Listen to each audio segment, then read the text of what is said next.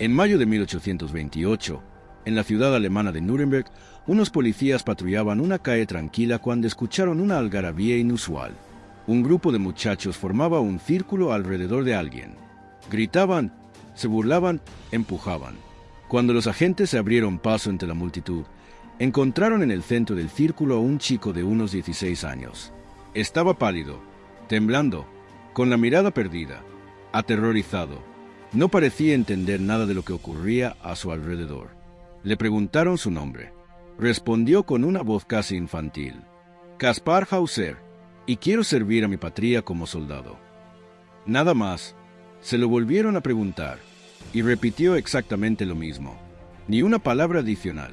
Los policías, desconcertados, pensaron que era un bromista, un loco o un muchacho con algún tipo de discapacidad. Decidieron llevárselo al comando. En el camino notaron cosas todavía más extrañas. Su ropa estaba sucia, rota, y despedía un olor fuerte, como si no se hubiera bañado en meses. Y lo más raro de todo, caminaba con tacones altos de mujer. Eso terminó de convencerlos de que algo no estaba bien. Ya en la comisaría intentaron interrogarlo otra vez. Misma respuesta, una y otra vez: Kaspar Hauser, y quiero servir a mi patria como soldado. No sabía decir nada más. Decidieron bañarlo. Y ahí vino el verdadero shock. No sabía quitarse la ropa. No entendía qué era. No sabía cómo funcionaba. Tuvieron que desvestirlo ellos. Cuando lo hicieron, se dieron cuenta de algo absolutamente imposible. Su piel era blanca, tersa, suave, como la de un bebé. Las palmas de sus manos, las plantas de sus pies. No había durezas, no había callos, no había marcas de fricción. Era la piel de alguien que prácticamente nunca había caminado. Para probar algo más, le dieron una hoja y un lápiz. Y con una destreza sorprendente escribió su nombre: Kaspar Hauser. Nada más. No podía escribir otra palabra. No entendía nada más. Lo dejaron en una celda en observación. Allí pasó horas confundido, tapándose los ojos porque la luz lo molestaba. Pero al caer la noche ocurrió algo todavía más inquietante. En la penumbra se movía como un gato. Veía perfectamente en la oscuridad. Distinguía objetos. Se orientaba sin dificultad. Y ahí llegaron a una conclusión escalofriante. Ese muchacho no entendía que era el día ni que era la noche. Al día siguiente llamaron a un médico, Gustav Daumer, especialista en comportamiento humano. Daumer se sentó con él. Lo observó y quedó fascinado por el caso. Empezó a enseñarle palabras.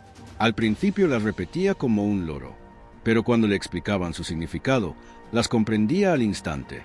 Aprendía frases completas en minutos. Era evidente, Kaspar no era tonto.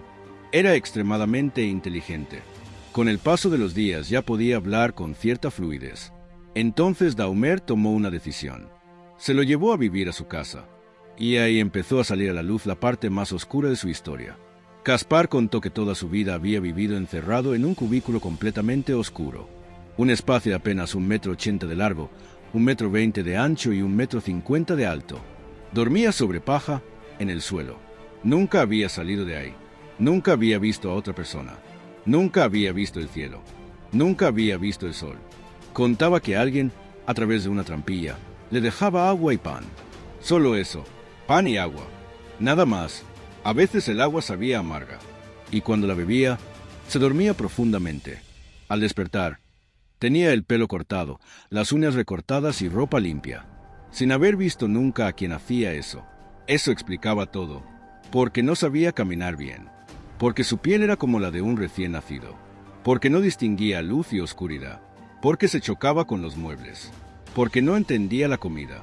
Veía el mundo en 2 dimensiones, ancho y largo, pero no profundidad. Se chocaba con todo. Nunca había aprendido a existir. Con el tiempo, Kaspar empezó a adaptarse al mundo real.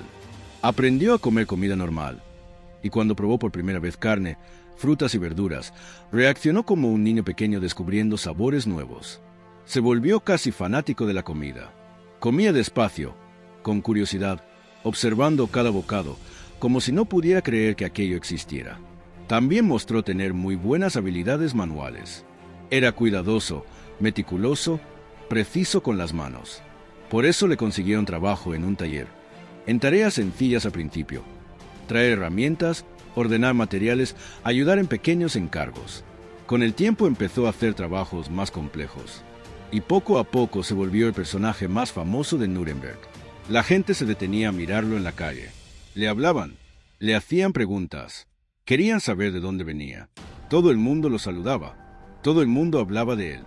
Era el muchacho misterioso que había aparecido de la nada. Y ahí comenzaron las teorías. Algunos decían que era hijo bastardo de un noble poderoso, que lo habían escondido durante años para proteger una herencia, que alguien había querido borrarlo del mapa y luego, por alguna razón desconocida, decidió liberarlo. Otros aseguraban que era hijo ilegítimo del archiduque de Baden. Una teoría decía que en 1812 la princesa Estefanía había tenido un bebé que murió misteriosamente pocos días después de nacer. Pero las fechas coincidían con el nacimiento de Caspar. Y algunos criados viejos del castillo decían que aquella noche, cuando nació el bebé, una figura fantasmal había atravesado las paredes, raptado al niño desaparecido sin dejar rastro. Nunca se pudo probar nada de eso, pero el rumor creció y empezó a incomodar a gente importante. Entonces pasó algo inquietante. Una noche, alguien entró por la ventana de su habitación. Caspar sintió un golpe seco en el pecho. Había sido apuñalado. Sobrevivió, pero quedó claro que alguien no quería que siguiera vivo. Y lo más perturbador es que Caspar no tenía enemigos, no tenía poder, no tenía dinero, no tenía secretos conocidos. A pesar del ataque, siguió con su vida. Se volvió más reservado, más desconfiado. Tenía miedo de salir solo, pero trató de llevar una vida normal. Hasta que, años después, el 11 de diciembre de 1833, recibió un mensaje extraño. Un desconocido lo citaba en un parque de la ciudad. Le prometía contarle por fin la verdad sobre su origen. Caspar, dominado por la curiosidad, aceptó. Quería saber quién era, de dónde venía, porque había pasado toda su infancia encerrado. Fue al parque, y nunca volvió vivo. Allí apareció el desconocido, y lo apuñaló varias veces. Caspar logró arrastrarse hasta una casa cercana. Contó lo poco que pudo, y murió horas después. Tenía solo 21 años. En la autopsia encontraron cosas rarísimas. Algunos médicos decían que tenía un solo pulmón, que su sangre tenía un color extraño, que sus tejidos eran anormales.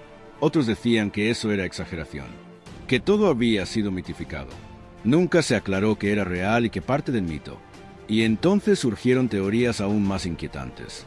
Que Caspar no era de la Tierra, que venía de otra dimensión, que había sido traído por extraterrestres, que era un viajero en el tiempo, que era un experimento biológico, que era un ser humano criado artificialmente.